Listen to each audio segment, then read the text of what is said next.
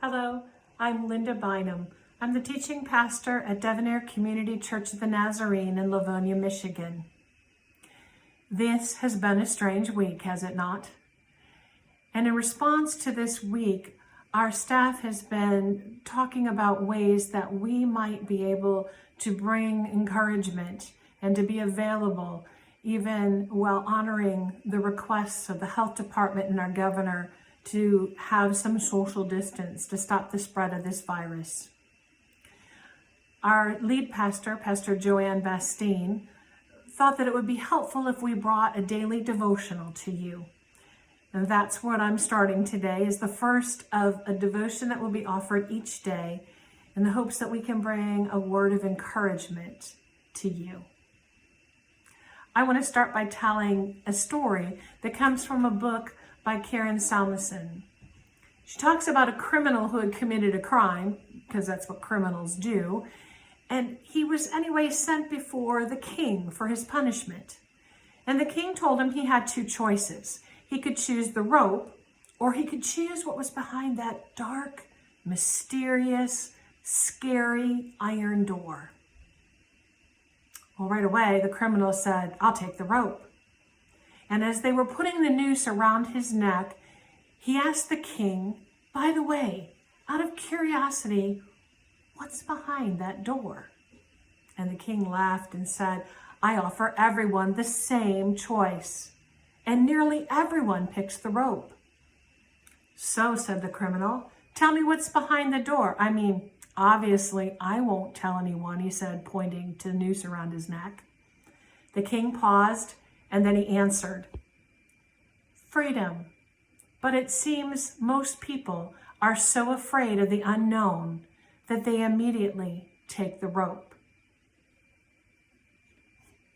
Freedom behind that big, scary, iron, mysterious door. That's kind of what the time that we're in right now. This COVID-19 can seem like a big, scary, iron, mysterious door. And in these days when we're asked to socially distance ourselves from people, we can be in a place where fear can start to overcome. And we can be active about that. We can be active to not succumb to the fear and the anxiety of the unknown and mysterious future of what this virus means to us.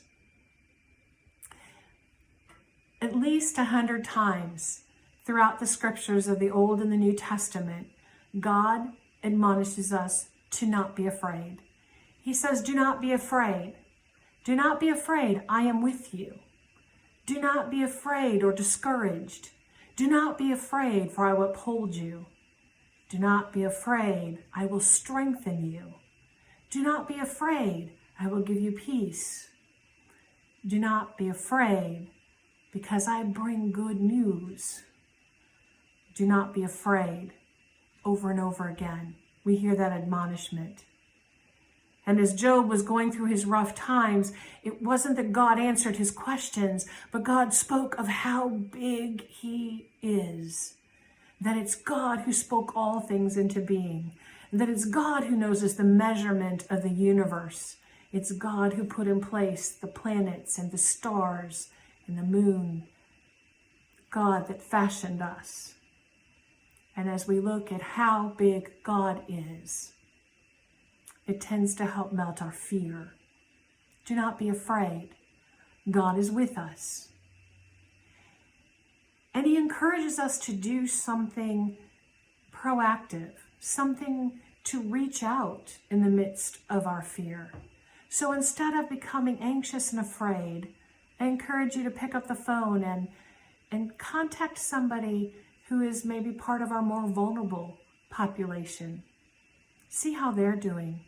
Check in with other friends or family members on how they're doing as they go through these days of uncertainty. Remind each other that this is just for a time. This too will pass. And we can have courage instead of being afraid. The health officials are telling us that fear and anxiety actually lowers our immune system. So there's other reasons to not be afraid. But the reminder is that God says, I love you. You are my precious and beloved child.